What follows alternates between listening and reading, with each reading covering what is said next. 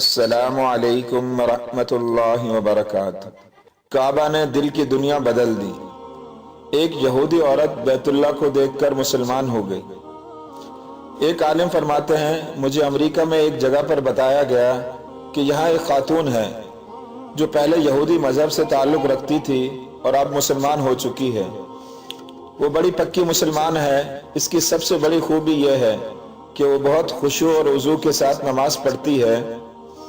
جب وہ نماز پڑھتی ہے تو اس میں ڈوب ہی جاتی ہے۔ وہ اہتمام سے وضو کرتی ہے، پھر وہ اپنے خاص کپڑے پہنتی ہے جو اس نے نماز کے لیے بنائے ہوئے ہیں۔ پھر وہ تعدیل ارکان کے ساتھ نماز پڑھتی ہے، حتیٰ کہ مسلمان عورتیں اس کو دیکھ کر شرما جاتی ہیں اور صحیح معنوں میں دیندار بننے کی کوشش کرتی ہیں۔ مجھے بتایا گیا کہ وہ کچھ مسائل پوچھنا چاہتی ہے۔ میں نے کہا بہت اچھا۔ چنانچہ وہ پردے کے پیچھے بیٹھ کر انگلش میں گفتگو کرنے لگی۔ وہ مسائل پوچھتی رہی۔ اس نے تقریباً 2 گھنٹے اسلام سے متعلق بڑے اچھے سوال کیے۔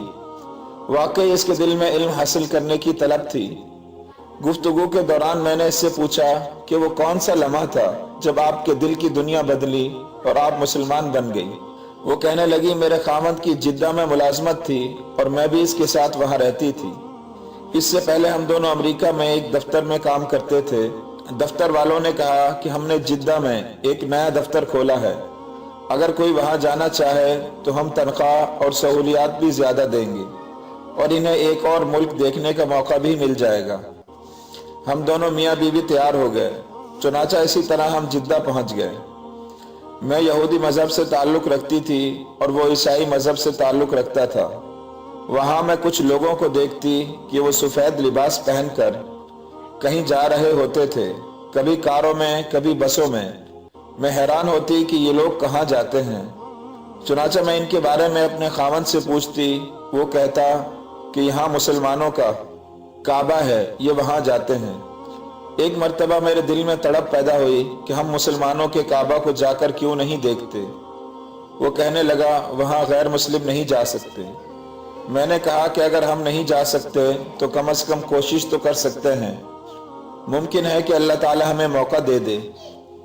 وہ کہنے لگی کہ اگلے دن میں نے مسلمان عورتوں جیسا ایک رومال لیا اور سر پر باندھ لیا، اور میرے خاوند نے بھی سر پر ٹوپی کر لی اور ہم بھی اسی راستے پر چل پڑے۔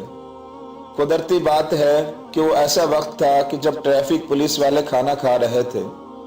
انہوں نے ایک بندہ چیک کرنے کے لیے کھڑا کیا ہوا تھا۔ ٹریفک زیادہ تھی اور چیک کرنے والا ایک بندہ تھا۔ وقت بھی رات کا تھا، لہٰذا وہ دور سے ہی سب کو جانے کا اشارہ کر رہا تھا۔